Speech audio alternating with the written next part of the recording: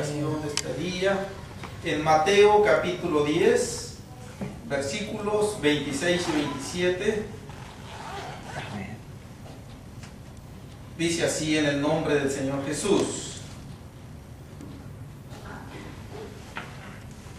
así que no los temáis, porque nada hay encubierto que no haya de ser manifestado, ni oculto que no haya de saberse. Lo que os digo en tinieblas, decidlo en la luz, y lo que oís al oído, proclamadlo desde las azoteas. Amén, hermanos. Siéntense, gloria a Dios. La enseñanza tiene por título Lo oculto y lo revelado. Esta es la parte 2, gloria a Dios. Y pues tiene que ver aquí la mención de estos dos versículos, mis hermanos, con la proclamación del Evangelio que los apóstoles en aquel entonces tenían la responsabilidad de anunciarle al pueblo de Israel en ese cometido que el Señor ya les había dado, gloria a Dios. Y la clave es poner atención a lo que el Señor Jesús enseña para que de esa manera se pueda transmitir correctamente a los demás el mensaje de Dios. Yo, siendo honesto y sincero, mis hermanos, en lo que respecta a este contexto en particular, cuando lo leí por las primeras veces, yo lo relacionaba con todos los hechos del ser humano, pero de una manera muy especial con mi vida, con mis acciones, y yo lo entendía en que no hay nada de lo que nosotros hagamos, sea en lo manifiesto o sea a escondidas, que un día no se vaya a saber. Esto tiene grande realidad también. Y eso, mis hermanos, pues ocasionaba en mí cierto temor de Dios en especial. Decía yo, hay tanta suciedad en la vida del hombre, tantas obras tenebrosas, malignas, muchas de ellas se hacen en la oscuridad, hablando esto tanto en lo literal como en el sentido simbólico, o sea, ocultas por lo vergonzosas que son, por lo réprobas que son, y pensar que un día esto se va a manifestar, el mundo todo lo van a ver, y pues para mí sería muy penoso que el Señor revelara algo vergonzoso de parte mía, y yo esto lo tomaba en cuenta para tratar de dar lo mejor posible, gloria a Dios. Pero dije, esto no es el sentido, como podríamos decirlo, el sentido principal de este contexto. El sentido principal es que los discípulos tenían con el Señor momentos de privacidad en donde Él les enseñaba lo tocante al reino de Dios, al Evangelio, y que Él se los enseñaba a ellos nada más, no delante de las multitudes, y a su vez ellos tenían la responsabilidad de transmitirlo en su oportunidad a los demás. Gloria a Dios. Este es el sentido correcto del contexto. Pero ya estuvimos viendo nosotros por qué el Señor enseñaba así a los apóstoles, y estuvimos viendo que esto el Señor lo decidió porque siguiendo la lógica que ellos se dispusieron a ponerle atención y se dispusieron a la obediencia de sus palabras, a someterse a su autoridad. No así casi la totalidad del pueblo de Israel, quien mostró rechazo y quien mostró oposición y desobediencia al mandato divino. Gloria a Dios. Entonces, por eso es que el Señor les revelaba, les enseñaba cosas que a las multitudes no se las enseñaba, así como a ellos. Bien, pero quiero que veamos ahora el objetivo de ver ahora estos dos versículos otra vez, es para que nosotros nos demos cuenta de que los apóstoles, con todo y ese acercamiento que tuvieron hacia el Señor, con toda esa disposición que tuvieron de ponerle esa atención para llevar una vida de más obediencia, muchas de las cosas que el Señor les hablaba, ni ellos las entendían. Entonces, el propósito de esta predicación o estas predicaciones, en caso de que no sea posible terminar esto en esta predicación, continuaremos con otras más, gloria a Dios. El propósito es ver el mensaje espiritual que esto tiene para nosotros. Ya los apóstoles pasaron por algunas experiencias en donde el Señor tuvo que hacerles aclaraciones especiales para que ellos comprendieran bien lo que les estaba diciendo y para que no fueran a transmitir noticias falsas a los judíos y en su oportunidad a los gentiles también. Y uno de estos pasajes, vamos al primero, capítulo 16 de este mismo evangelio.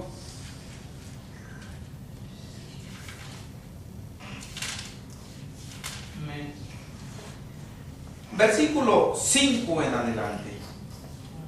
Dice así: llegando sus discípulos al otro lado, se habían olvidado de traer pan. Y Jesús les dijo: mirad, guardaos de la levadura de los fariseos y de los saduceos.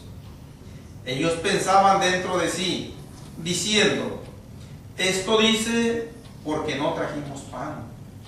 Entendiéndolo Jesús les dijo: ¿por qué pensáis dentro de vosotros, hombres de poca fe, que no tenéis pan? ¿No entendéis aún, ni os acordáis de los 5 panes entre 5,000 hombres, y cuántas cestas recogisteis? Ni de los 7 panes entre 4,000, ¿y cuántas canastas recogisteis?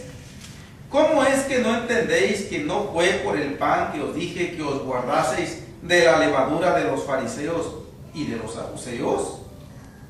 Entonces entendieron que no les había dicho que se guardasen de la levadura del pan, sino de la doctrina de los fariseos y de los saduceos. Amén.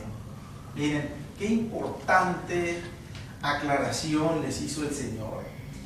Si aquí a los apóstoles, si el Señor no les hubiera enseñado, clarificado esto de la levadura de los fariseos y de los saduceos, ellos, como muchos de hoy en día se enseñan, se hace de manera equivocada. Ellos iban a andar preguntando a los judíos: no le compren pan a los fariseos y a los saduceos, ese pan tiene una levadura mala. Pero iban a enseñar desde el plano literal. Ahora, la levadura tiene 2 significados: uno literal y el otro alegórico o espiritual. El sentido literal es muy sencillo.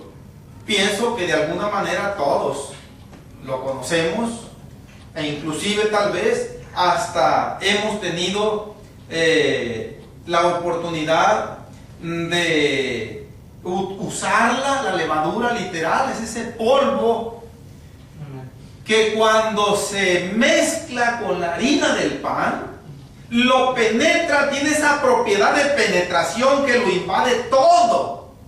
No en un instante, ¿no? Poco a poco lo va penetrando la masa hasta que la invade toda. Sin ese polvo de la levadura no se puede hacer el pan ordinario. La levadura tiene la propiedad de que infla el pan, tiende a hincharlo, tiende a hacerlo más presentable. Y bueno, ese es el sentido literal.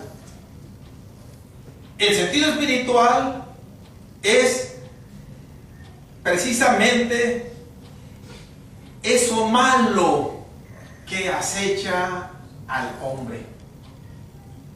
Eso malo que trata de confundirlo y en última instancia hacerlo que sea parte de Dios y de sus propósitos. Para la mentalidad judía, sin embargo, la levadura siempre era símbolo de algo malo. La levadura para los judíos era símbolo de corrupción, de putrefacción. Dice, así como la levadura literal invade la masa, se mezcla con la masa y la penetra toda y la hace que se altere, así la levadura, cuando entra en la vida de una persona, la altera, la corrompe, la descompone y la hace que se identifique de una manera falsa.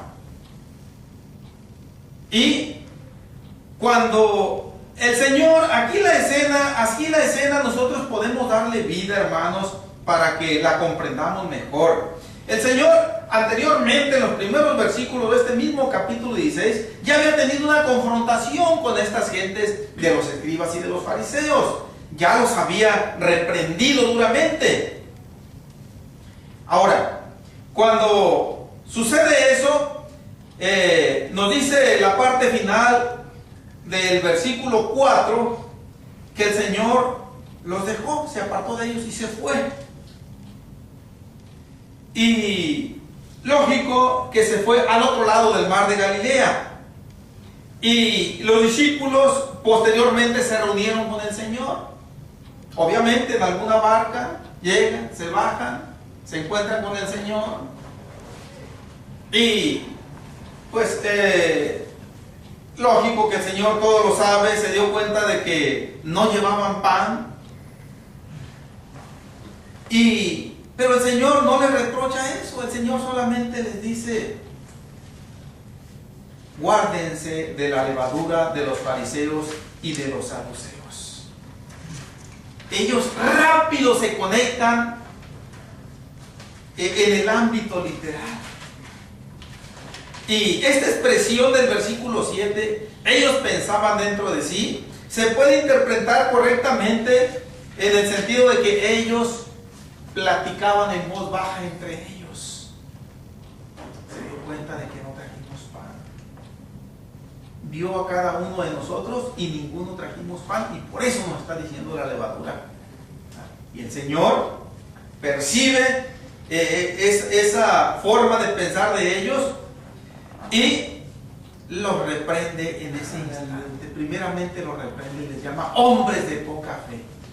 ¿Por qué? Porque no hacía mucho que ellos habían sido testigos que el Señor había multiplicado 5 panes entre 5,000 gentes y había sobrado mucho pan. Había multiplicado 7 panes entre 4,000 gentes otra vez y también había sobrado mucho pan. Varias cestas se habían recogido de lo que había sobrado. Entonces, a pesar de haber visto que con el Señor no tenían por qué preocuparse del pan material, ellos ya estaban preocupándose otra vez. Y por eso el Señor les llama hombres de poca fe. Ya se olvidaron que conmigo no tienen por qué preocuparse de eso y ya están otra vez con esa preocupación ahí. Bien. Cuando el Señor les hace esa aclaración, entonces, hermanos, ellos entendieron, dice, entendieron que no les había dicho que se guardasen de la levadura del pan, sino de la doctrina. Notemos, ahora la palabra levadura es cambiada por doctrina. Este es el sentido literal. La levadura es un tipo de doctrina falsa, de doctrina diabólica, de doctrina humana, de doctrina que está en contra de la sana doctrina de la palabra de Dios. Y por lo tanto, nuestra responsabilidad es guardarnos de ese tipo de levadura o de doctrina. Pero notemos algo más enfático aquí. El Señor hace la aclaración que de la levadura o de la doctrina que tienen que tener cuidado y que no deben contaminarse con ella, es de aquella que tenían los fariseos y los saduceos. ¿Y cuál era la doctrina de los fariseos y la doctrina de los saduceos? Bien, la doctrina de los fariseos, nosotros podemos ver algo así para empezar aquí en el capítulo 15, versículo 1 y al versículo 3.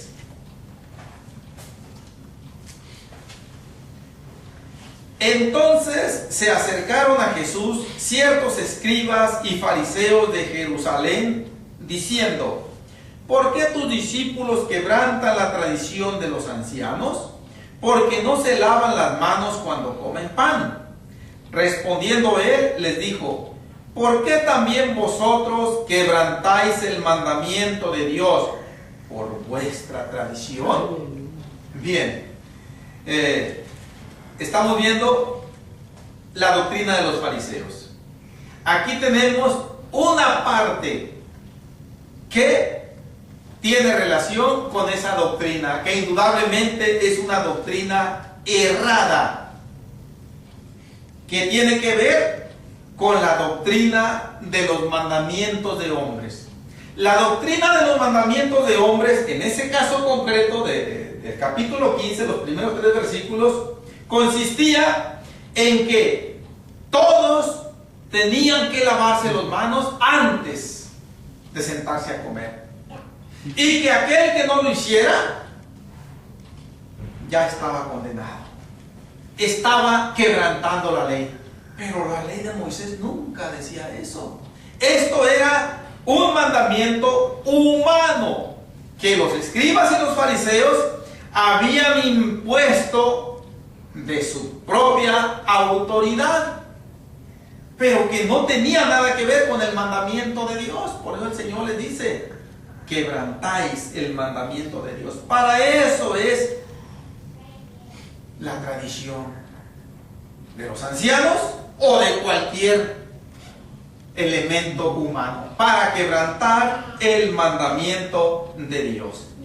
Es una de las facetas de la doctrina de los fariseos. Fariseos y escribas es lo mismo prácticamente, eran dos grupos que estaban soldados, que estaban unidos inseparablemente. Y, por tanto, los fariseos se caracterizaban en sí porque, aparte de enseñar la ley de Moisés, enseñaban mandamientos de hombres que tenían que cumplirse. Y el Señor nunca va a aprobar que su palabra se mezcle con doctrina de hombre, que su palabra se llegue a poner como una especie de acuerdo con el pensamiento del ser humano. ¿Por qué? Porque en ese entonces se va a corromper la santa palabra de Dios. Y esto nosotros lo tenemos a la vista en este tiempo, esta doctrina. Llevando una vida religiosa, supuestamente cristiana, y a la vez practicando todas las tradiciones habidas y por haber. Hoy, el 24 de junio del 2018. Hoy, en nuestro país, México, yo no sé si en otros países, principalmente hispanos, sea un día tan tradicional como lo es en México. En México, este día hay manteles largos. En México, este es el famoso día de San Juan. Todos los que se llaman Juan amanecen con manteles largos y festejándose Pero aparte, como ya hay tantas tradiciones en el mundo que los 365 días del año no bastan para darles cabida a todas ellas, se festeja otra tradición ahí en México, muy arraigada también, que es el famoso Día del Agricultor. Y todos los agricultores, pues hay muchísimos agricultores en México, a celebrar eso, con la música mundana, con la banda, con la cerveza y todo eso, mis hermanos. Para eso sirve, para quebrantar, para ofender, para violar la palabra de Dios. Esa era la principal línea de la doctrina de los fariseos. Y ahora nosotros podemos entender por qué el Señor les estaba ordenando a sus apóstoles que no se relacionaran con ese tipo de levadura o ese tipo de doctrina. ¿Por qué? Porque al rato no se iba a saber si eran del mundo o eran de la iglesia. Solamente cuando estaban dentro del recinto del templo se iba a aparentar un cristianismo. Pero cuando se saliera afuera ya se iba a andar como el mundo. Y el Señor no quiere eso de su pueblo. El Señor quiere un comportamiento uniforme, gloria a Dios, un testimonio permanente. Bien. Ahora, la doctrina de los saduceos. Los saduceos era un grupo religioso que se componía de la clase sacerdotal. El sumo sacerdote era la máxima autoridad de los saduceos, y de allí todos los demás sacerdotes y todo aquel pueblo de Israel que seguía esta doctrina tenía que obedecer sus reglas. ¿Cuáles eran? Bien, una de ellas, así como los fariseos enseñaban la ley de Moisés, pero también enseñaban mandamientos de hombres y los practicaban, así los saduceos también enseñaban la ley de Moisés. Pero aparte, ellos se aliaban con la autoridad política para que lo siguiera dejando gozar o disfrutar de sus privilegios sacerdotales. En aquel entonces, con el gobierno romano, ellos se sometían, estaban de acuerdo con los gobernantes romanos, y el Señor Jesús es otra cosa que siempre Él ha evitado, siempre evitó, siempre ha tenido el cuidado de que su iglesia no se relacione para efecto de someterse a las reglas de los gobiernos humanos. ¿Sí? En una ocasión les dijo a sus apóstoles: ustedes saben que los gobernantes de este mundo ejercen autoridad, ejercen señorío, pero entre vosotros no va a ser así. ¿Sí? En el gobierno terrenal, en el gobierno político de los países, los reyes, los presidentes, los gobernadores, nada más están ordenando y ordenando y ordenando. Tráeme esto, lleva esto, haz aquello, y ellos están sentados en lo más alto.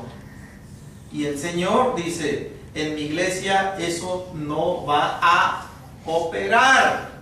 En mi iglesia, el que quiera estar sentado en lo más alto tiene que irse hasta más abajo y tiene que ser el servidor de todos. Entonces, es por eso que el Señor Jesús también les dice que se guarden de la levadura de los saduceos. ¿Por qué? Porque pronto iban a ubicarse en la religión popular. hablando con palabras más claras, en los tentáculos del catolicismo romano que ya estaba levantándose, engendrándose en ese tiempo. ¿Sí? En la etapa embrionaria estaba desarrollándose ya en las mentalidades de aquellos que se prestaron para ser emisarios del error. Entonces, vemos, hermanos, que si los apóstoles no hubieran tenido la ayuda del Señor para comprender bien sus palabras, cuando ellos iban a ir a dar el mensaje, iban a dar un mensaje distorsionado, corrompido, equivocado, y se iba a cumplir lo que el Señor les dijo a sus discípulos en una ocasión, que si un ciego guía a otro ciego, ambos caerán en el hoyo. Por cierto que ahí lo tenemos en el capítulo 15, versículo 14, muy cerquitas. Entonces, todo eso el Señor tuvo que aclararles a los apóstoles. Ahora entonces termina diciendo el contexto que leímos en el versículo 12. Entonces entendieron que no les había dicho que se guardasen de la levadura del pan, sino de la doctrina de los fariseos y de los saduceos. Nosotros podemos comer pan con levadura y no hay ninguna trascendencia en lo espiritual.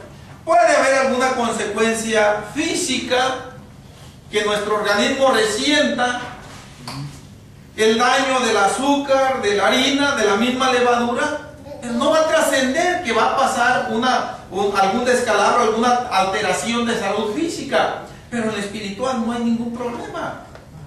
En otras palabras, el pueblo cristiano puede comer bocadillos de pan, si es que su estado de salud o dieta no se lo impide. Gloria a Dios, yo de mi parte me cuido de eso, pero no porque en lo espiritual vaya a hacerme daño, sino en lo físico. Gloria a Dios. Bien, hermanos, vamos al versículo 21 en adelante, aquí enseguidita, aquí mismo en este capítulo 16. Gloria a Dios. Dice así: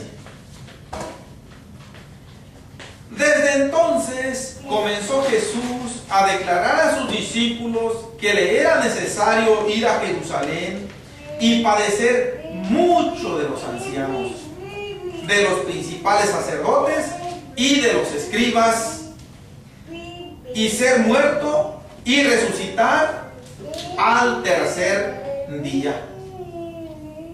Entonces Pedro, tomándolo aparte, comenzó a reconvenirle diciendo: Señor, ten compasión de ti, en ninguna manera esto te acontezca.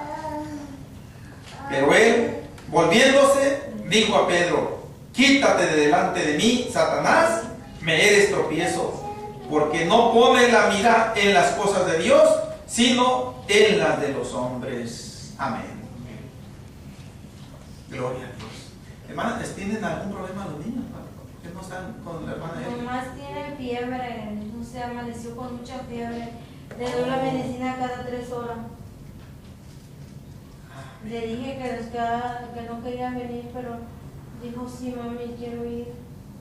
Amén. Amén, hermana, gloria a Dios. Siéntate, pequeña niña. Y hermanos, tenemos otro contexto, ahora versa, al menos lo que nosotros podemos ver aquí, concretamente con el apóstol Pedro. Miren, el Señor Jesús ya les había hablado anteriormente a sus apóstoles que le era necesario padecer, que le era necesario ir a morir. Pero siempre, regularmente, como en esta ocasión también lo hizo, el Señor les dice que iba a resucitar al tercer día. Ciertamente Él iba a morir, pero iba a resucitar. Iba a padecer de los principales sacerdotes y de los escribas, y ser muerto y resucitar al tercer día. Entonces, a pesar de las ocasiones en que el Señor les hizo esta aclaración a sus apóstoles, ellos como que no la retenían. Ellos como que les entraba por un oído y les salía por otro. ¿Por qué? Por lo que estamos viendo aquí, por la reacción de Pedro. Lo que podemos nosotros percibir, hermanos, ante este comportamiento del apóstol Pedro y pues de los apóstoles en general, es que ellos, ya no vamos a decir de Judas, nunca realmente se interesó en tomar parte seria con el Señor. Hubo por ahí un interés mezquino, pero los apóstoles percibían todavía en su mente, en su forma de creer, que el Señor Jesucristo sí era el Mesías, pero ellos lo conceptuaban de una manera equivocada. Ellos tenían la creencia de que el Señor Jesús iba a ser ese líder guerrero supernatural que iba a romper el yugo de Roma sobre el pueblo de Israel y que iba a sacar a libertar al pueblo de Israel y que lo iba a posesionar en el poder sobre los demás pueblos. Y esto es lo que ellos pensaban.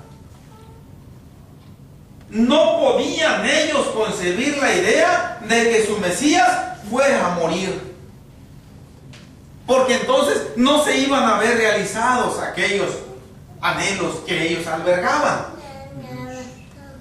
Y por lo tanto, el apóstol Pedro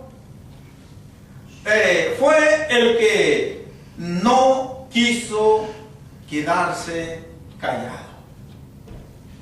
Miren, hermanos, aquí notamos que el Señor Jesús se dirige al apóstol Pedro llamándolo prácticamente Satanás.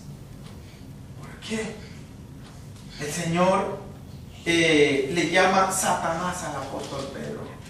Se dirige a él. No es en sí que Satanás haya estado ahí, como diríamos, que haya poseído al apóstol Pedro. No debemos irnos a ese extremo. No. Recordemos que cuando Satanás se le permitió tentar en diferentes ocasiones al Señor Jesucristo, siempre trató de hacerlo actuar como el Dios Todopoderoso. Y si él lograba hacerlo actuar, que convirtiera las piedras en pan, que se echara de cabeza desde el pináculo del templo, entre otras tentaciones, con eso iba a frustrar la salvación nuestra. Bien, prácticamente, hermanos,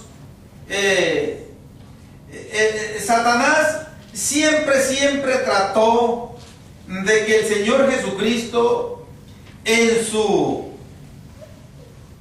humanidad se aliara con el mundo.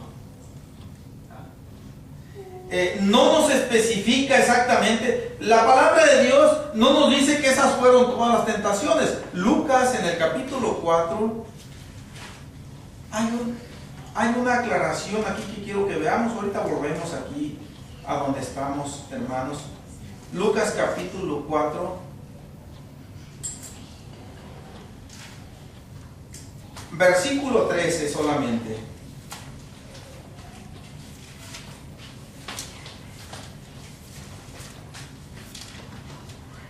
Dice: y cuando el diablo hubo acabado toda tentación, se apartó de él por un tiempo.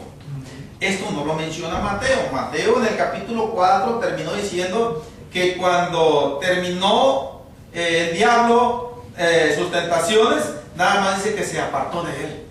Pero Lucas nos aclara, fue por un tiempo. Y esto pues tiene implícito de que después otra vez Satanás volvió. Y después otra vez, ¿cuántas oportunidades tuvo? Trató de hacer caer al Señor Jesucristo en el error. Amén. Como diciéndole, alíate con ellos. Aquellas multitudes, cuando miraban aquellos milagros, dice que pues se maravillaban. Y ellos pues querían prácticamente materializar aquel anhelo de que el Señor Jesús de una vez actuara como aquel super guerrero que ellos esperaban.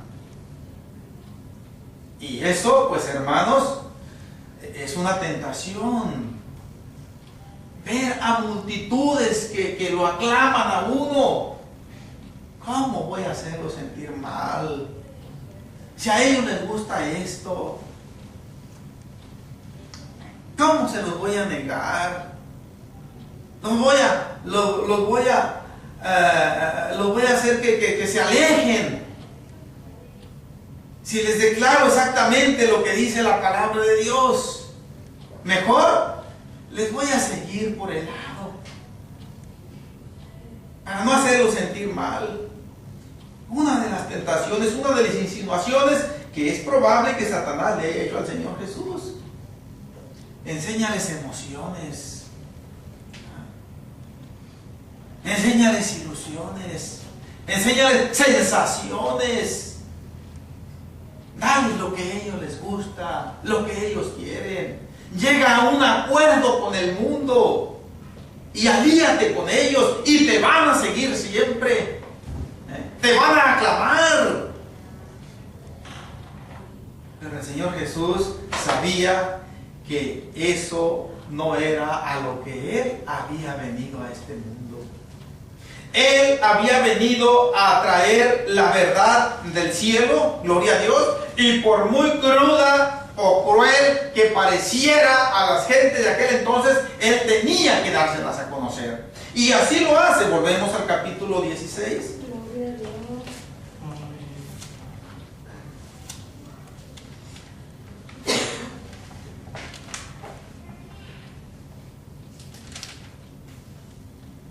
Desde entonces, versículo 21 una vez más, desde entonces comenzó Jesús a declarar a sus discípulos que le era necesario ir a Jerusalén y padecer mucho de los ancianos, de los principales sacerdotes y de los escribas, y ser muerto y resucitar al tercer día. Esto era lo que no querían sus apóstoles, esto era lo que no quería el pueblo de Israel. Este tipo de Mesías no lo querían ellos. Ellos querían un Mesías a su manera. Sí. Pero regularmente el Señor Jesús nunca se va a aliar con los ideales humanos. Él les dijo, es necesario que yo llegue a esa cruz y dé mi vida por todos. Es la única manera en que puedo yo rescatarlos. Yo no los voy a poder rescatar siguiéndoles el juego a ustedes. Yo no los voy a poder redimir haciendo a un lado la verdad y enmascarándola con la mentira. No. Entonces, hermanos, cuando el apóstol Pedro entra en acción, dice que lo tomó aparte, tomándolo aparte, comenzó a decirle, nunca te suceda eso. Como diciéndole, mejor no vayas. ¿Quién te obliga a que vayas para allá? Date cuenta que va a ser algo horrendo eso. Con las palabras, ten compasión de ti mismo. No te quieres ni tú mismo. Y cuando el apóstol Pedro le habla de esta manera, hermanos, es una manera aparentemente correcta, lógica, compasiva, si se toma desde el plano sentimental humano. Pero el Señor Jesús aquí vio con toda claridad el lenguaje de Satanás, la forma de trabajar de Satanás, las estrategias de Satanás para engañar. Y el apóstol Pedro, de una manera tan imperceptible, así tan oculta, él quizás involuntariamente se dejó dominar por esa línea de Satanás. Porque cuando le dice, Señor, ten compasión de ti, en ninguna manera esto te acontezca, prácticamente sin saberlo quizás, le está diciendo, es lo más seguro que lo dijo sin saberlo, sin darse cuenta. Señor, mejor haz a un lado los planes que tú traes. Y mira, y mejor ubícate, rebájate al nivel humano. Y así vas a estar mejor. ¿Cuántas veces no me ha venido ese pensamiento cuando veo la forma en que platican mis compañeros de trabajo, cuando veo que platican mis vecinos, cuando veo que platican los que andan en la tienda, cuando veo que platican los que están en la sala de espera de la consulta médica? Esa forma de platicar, es decir, si yo me uno a ese estilo, me lo voy a ganar. Pero el Señor no me da permiso. Está prohibido de parte de Dios. Y es lo que Pedro estaba queriendo hacer con el Señor Jesús. De una manera tan imperceptible e involuntaria, Él permitió que Satanás le introdujera su ideal. Sí. El Señor Jesús vio con claridad ese estilo de Satanás de actuar y le dice al apóstol Pedro, quítate delante de mí, Satanás, me eres tropiezo. Tu forma de hablar, tu forma de actuar, tu forma de hacer las cosas no es la forma que Dios tiene. La forma, el plan, la estrategia que Dios tiene para salvar a la humanidad es muy diferente a lo que tú propones. Con esto, claro, se define algo muy importante aquí, mis hermanos. La expresión quítate delante de mí, nosotros podemos tomarla para Pedro una enseñanza y para nosotros.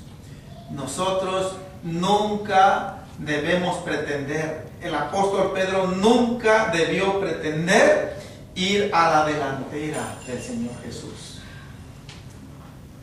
Y esta expresión, aunque le dice quítate delante de mí, lo que le está diciendo es que se olvide de esos propósitos que tiene, ¿no? Pero también implícitamente le está diciendo, tu responsabilidad es venir detrás de mí y seguirme. No pretender que yo sea el que te siga a ti.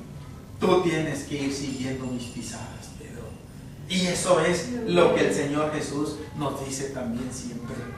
Tenemos nosotros que hacer a un lado toda iniciativa personal de querer ir a la delantera y querer que el Señor Jesús se acople a mi manera de ser, a mi manera de pensar. No, nosotros somos los que tenemos que seguirle a Él, nosotros somos los que tenemos que seguir, gloria a Dios, los preceptos del Señor. Amén. Amén. Aleluya. Hermanos, con esto, obviamente, para el apóstol Pedro fue una reprensión amorosa, pero también el Señor deja claro que para Satanás no hay lugar ya.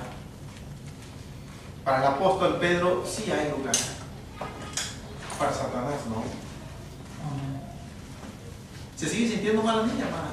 Que dice que tiene frío, pero como quema, la voy a llevar al carro, quiere irse a acostar. Hermana, antes de que se vaya, vengan para acá. Vamos a orar por ella. Ven, Señor Jesús, estando en tu presencia, Señor, todo está bien. Esta alteración de salud en Lindy, Señor, la pongo en tus manos. Impongo mis manos sobre ella. Reprendo toda enfermedad en este cuerpo, Señor, declarando completa sanidad para honra y alabanza tuya, Padre. De ti emana ese poder, Señor. Ponlo, Señor, en esta hora sobre la niña. En el nombre de Jesús de Nazaret, Señor, te lo pido. Y que tú seas glorificado, Padre bendito. Amén. Gracias, Cristo Santo. Gracias, Señor Jesús. Gracias, Señor Jesús.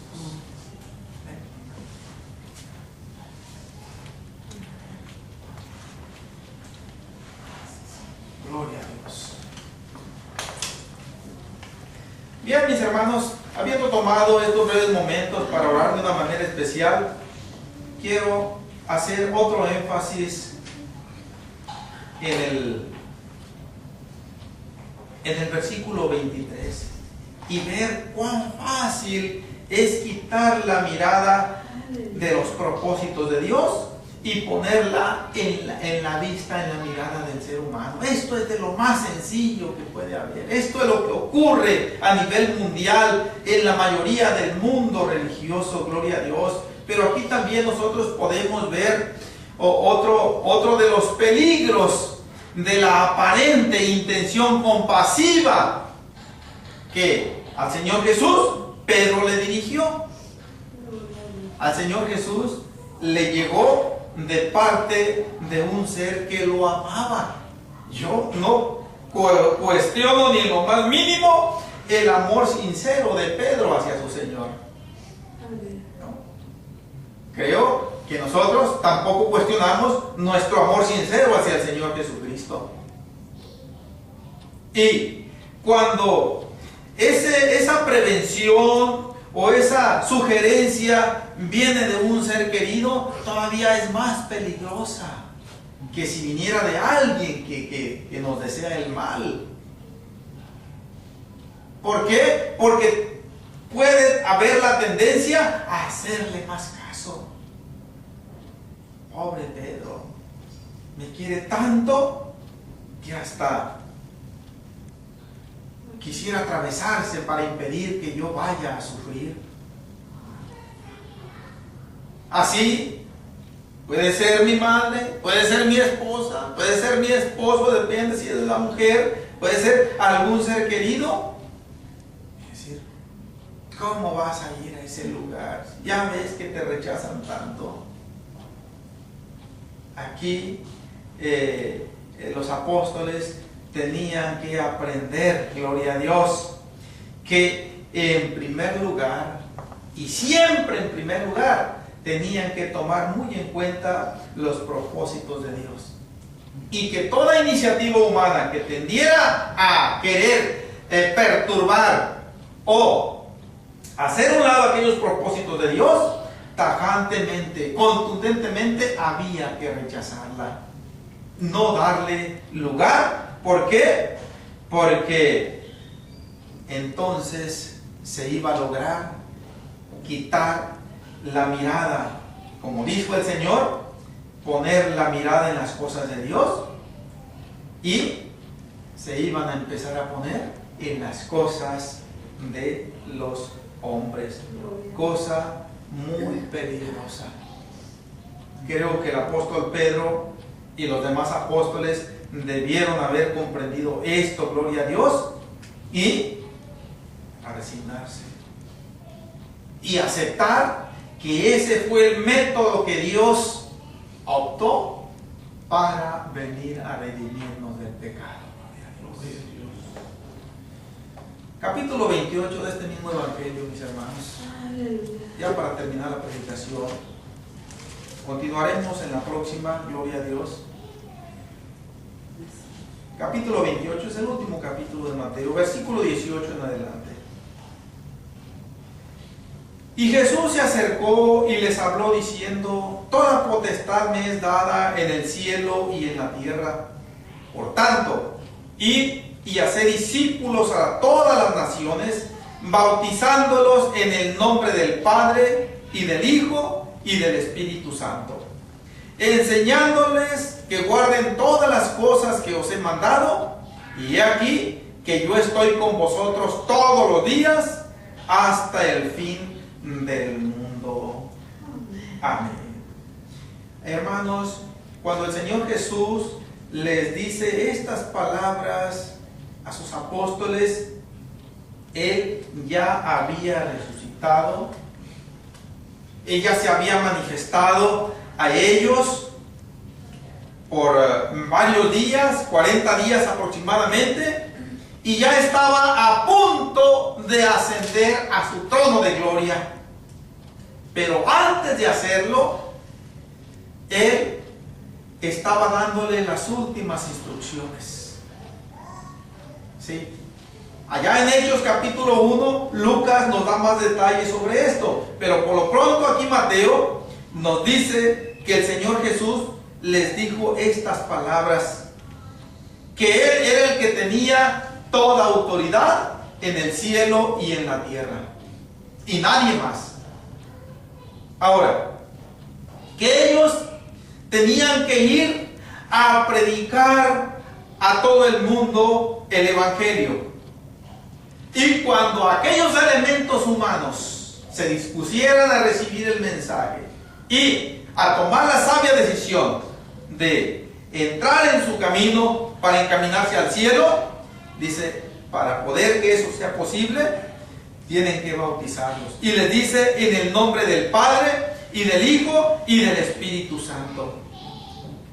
Y les van a enseñar todas las cosas que yo les he mandado para que las obedezcan. Dice, y yo voy a estar con ustedes, yo voy a respaldarlos, le dice el Señor. Ahora, estas palabras, concretamente lo que dice la parte final del versículo 19, bautizándolos en el nombre del Padre y del Hijo y del Espíritu Santo, la palabra de Dios nos revela, nos dice que ni los apóstoles ni ningún otro hombre de Dios llevó a cabo un bautismo de esta manera. Sí nos dice que bautizaron en el nombre de Jesucristo. Sí nos dice que bautizaron en el nombre del Señor Jesús, que también es bíblico, es correcto. Bautizar en el nombre de Jesucristo o bautizar en el nombre del Señor Jesús está correcto, porque la palabra de Dios lo dice. Pero bautizar en el nombre del Padre y del Hijo y del Espíritu Santo no está correcto. No está correcto, y no tanto porque el Señor Jesús se haya equivocado. Sucede precisamente lo que venimos viendo, que los apóstoles en ese momento no comprendieron, no entendieron qué exactamente el Señor les quiso decir en el nombre del Padre y del Hijo y del Espíritu Santo. Cuando menos, si llegaron a comprenderlo, no hay evidencia aquí en la palabra de Dios. Lo que sí nos dice la palabra de Dios es que cuando el Señor Jesús ascendió al cielo y que les envió la llenura del Espíritu Santo, Él le reveló al apóstol Pedro, que es al que se le había hecho la promesa de darle las llaves del reino de los cielos, le reveló que ese nombre del Padre, que ese nombre del Hijo y que ese nombre del Espíritu Santo era Jesucristo, y que por lo tanto en ese nombre tenían que llevar a cabo todos los bautismos que fueran necesarios. Entonces vemos que los apóstoles, si lo entendieron o no lo entendieron, no tenemos aquí evidencia, mis hermanos. Mateo no nos hace más aclaraciones aquí, pero por lo que nosotros vemos en Hechos capítulo 1 y capítulo 2, podemos presumir de que si los apóstoles no lo entendieron, lo que sí entendieron es que esto se les iba a revelar en su oportunidad. Y que no consideraron pertinente preguntarle al Señor en ese momento. Pudo haber sido eso. Lo cierto es que el bautismo en estos tres títulos, que son Padre, Hijo y Espíritu Santo con iniciales mayúsculas, no se encuentra en la palabra de Dios. Esto no quiere decir que los apóstoles hayan desobedecido. Sí quiere decir que el Señor Jesús posteriormente les reveló el nombre que no les reveló aquí en Mateo 28, 19. Gloria a Dios. Entonces, ¿y cuál es el mensaje espiritual? Porque esto es lo que estamos viendo nosotros, la importancia del mensaje que hay para nosotros, que nunca debemos nosotros concebir como correcto que los creyentes se bauticen en el nombre del Padre y del Hijo y del Espíritu Santo, porque no es bíblico y no está en la palabra de Dios ningún ejemplo que se haya practicado así. Gloria a Dios. Bien, mis hermanos, vamos a continuar, si el Señor nos concede, en la próxima predicación. Hay más ejemplos en donde los apóstoles no entendían aquellas palabras del Señor Jesús y que fue necesario la debida aclaración para que ellos no dieran un mensaje equivocado. Y este es el propósito también que el Señor tiene para con nosotros, que no entendamos equivocadamente sus palabras y como consecuencia que no llevemos un mensaje equivocado a la humanidad. Vamos a orar, vamos así por terminar la predicación de esta tarde.